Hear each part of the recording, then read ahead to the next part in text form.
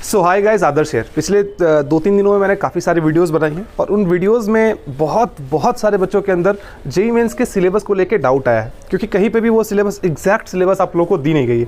तो आज की इस वीडियो में कम से कम ये डाउट तो आपको क्लियर हो ही जाएगी। छोटी सी बात मैं आप लोगों को बताना चाहूँगा कि बहुत सारे ऐसे बच्चे पूछ रहे हैं कि क्या भैया मुझे चारों जेईई मेंस की जो फॉर्म है, जैसे फरवरी, मार्च, अप्रैल और मई, क्या मुझे सारी एग्जामिनेशन की फॉर्म एक साथ भरनी पड़ेगी? The answer is no.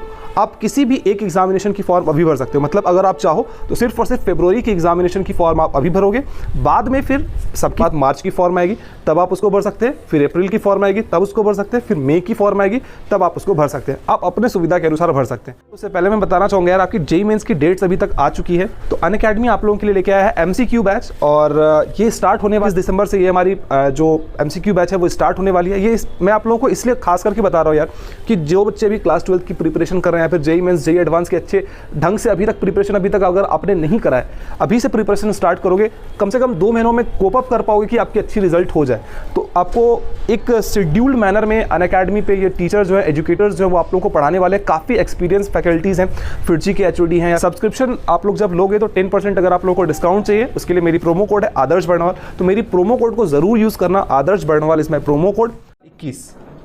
ये कौन कौन से बच्चे दे रहे होंगे?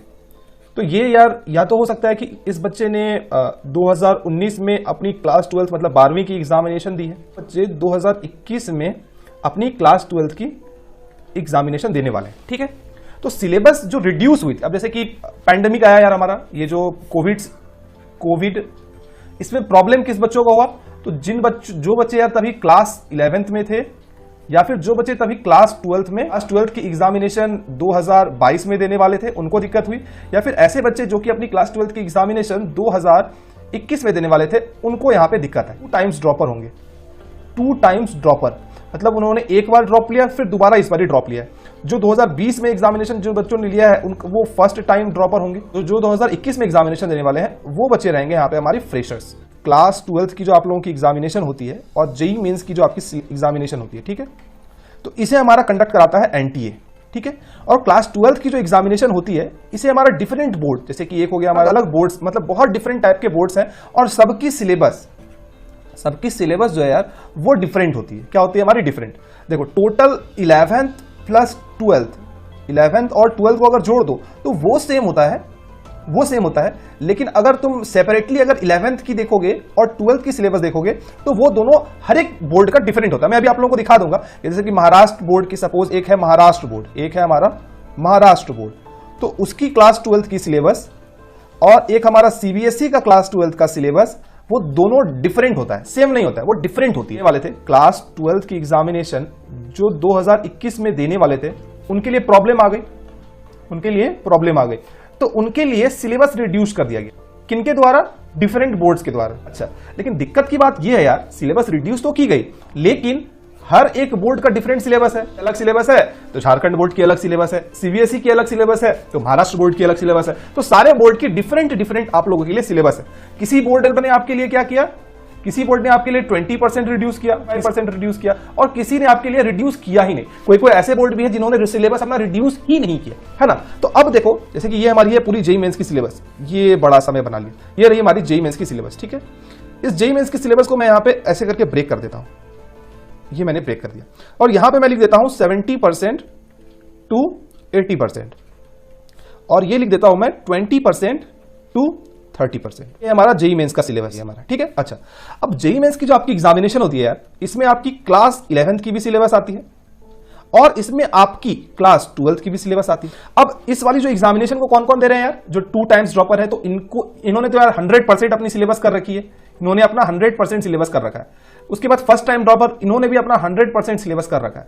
लेकिन आपने जो क्लास 12th में एग्जामिनेशन देने वाले हैं, आपने क्लास 11th की तो 100% सिलेबस की है, लेकिन क्लास 12th की जो सिलेबस है यार, आपने वो 70% टू 80% आपने किया है। ठीक है, तो क्लास 12th वाले बच्चे का सिलेबस जो है थोड़ा बहुत कम हुआ है। तो इस बार NTA वो क्या कर रहे हैं? देखो, आपको क्लास 11th की तो यार जो सिलेबस रिड्यूस हुई है उससे कोई मतलब होना ही नहीं चाहिए। तो जेईई आपने जो क्लास 11th की जो सिलेबस की है उसे आप 100% कर लो। ठीक है, और क्लास 12th में आपने क्या किया है कि 60 to 70% ही सिलेबस किया है। अच्छा, अब NTA वालों ने क्या किया कि ऑप्शन दे दिया आपको। ठीक है, तो इसको मैंने यहाँ पे 2 पार्ट में क्यों डिवाइड किया? ये देखो, 2 पार्ट में मैंने क्यों डिवाइड किया है?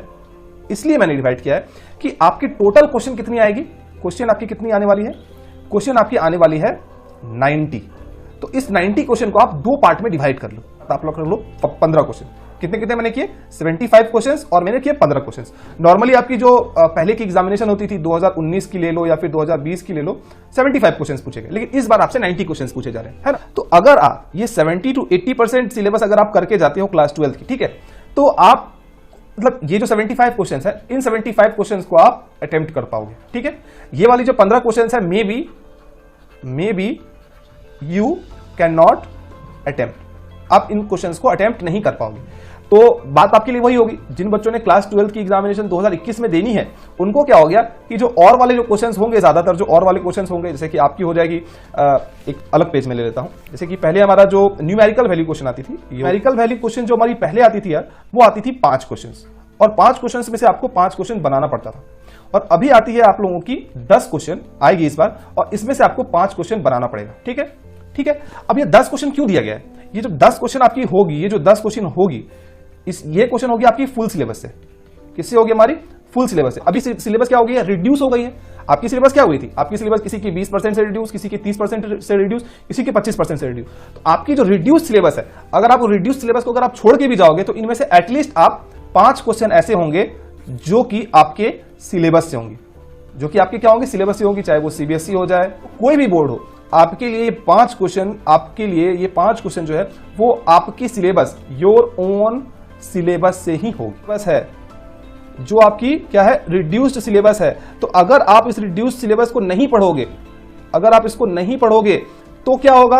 आप 75 क्वेश्चंस यू कैन अटेम्प्ट, आप 75 क्वेश्चंस अटेम्प्ट कर सकते हो, लेकिन अगर आप इस रिड्यूस्ड सिलेबस को लर्न मतलब ये, तो आपके पास होगा कि 90 क्वेश्चन आएगी, आपको 90 क्वेश्चन आपकी टोटल आप पढ़ चुके होगे, और इनमें से सिर्फ और सिर्फ आपको 75 क्वेश्चन बनाना पड़ेगा, ठीक हो सकते हो। सपोज मैं मान लेता हूं कि ज्यादातर जो बच्चे होते हैं यार वो सीबीएसई बोर्ड से होते हैं, तो अगर आप सीबीएसई बोर्ड से हो तो आप यहां पे आके लिखोगे सीबीएसई क्लास 12 रिड्यूस्ड सिलेबस, तो आपको यहां पे सिलेबस मिल जाएगी, ठीक है। आप यहां पे जाओगे, यहां पे नीचे आप लोगों की करिकुलम रहती है, करिकुलम में यहां पे नीचे दिखाया रहता है कि क्या क्या चीजें यहां पे डिलीट हुई है, और डिलीटेड पोर्शन को अगर आप देखना चाहो तो यहां से डिलीटेड पोर्शन जाके देख सकते हो। Same goes to Uttar Pradesh board, same goes to Maharashtra board, West Bengal board, सारे बोर्ड के लिए अलग अलग करके सिलेबस वहां पे दे रखी है। मैंने कुछ सिलेबस को डाउनलोड किया है और उससे आप लोगों को दिखाने की मैं कोशिश करता हूं, ठीक है। चलो आगे बढ़ते हैं। तो यहां पे यार मैंने डिफरेंट जो पीडीएफ्स हैं, वो डिफरेंट पीडीएफ्स को मैंने यहां पे ओपन करके रखा है। ये हमारी केमिस्ट्री की कुछ डिलीटेड पोर्शंस दी गई है, यहां पे फिजिक्स की कुछ डिलीटेड पोर्शन है, यहां पे मैथमेटिक्स की कुछ डिलीटेड पोर्शन है।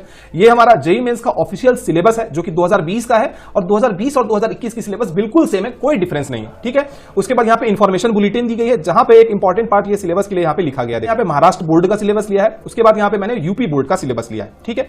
अब मैं यहां पे आप लोगों को धीरे धीरे करके सारी चीजें समझाने की कोशिश कर। फिजिक्स में आता हूं। फिजिक्स में आप लोगों का यहां पे डिलीटेड टॉपिक फॉर एग्जांपल यहां पे लिखा गया है 1 है। चैप्टर 1 में बताया गया कि कौन कौन से ऐसे टॉपिक्स हैं जो कि डिलीट कर दी गई, जैसे कि इसमें बताया गया हमारा uniformly charge spherical shell field inside या आउटसाइड। तो हम डिटेल नहीं दिया गया है कि इसमें किस टाइप के क्वेश्चंस पूछे जा सकते हैं या फिर किस टाइप से क्वेश्चन नहीं पूछे जा सकते।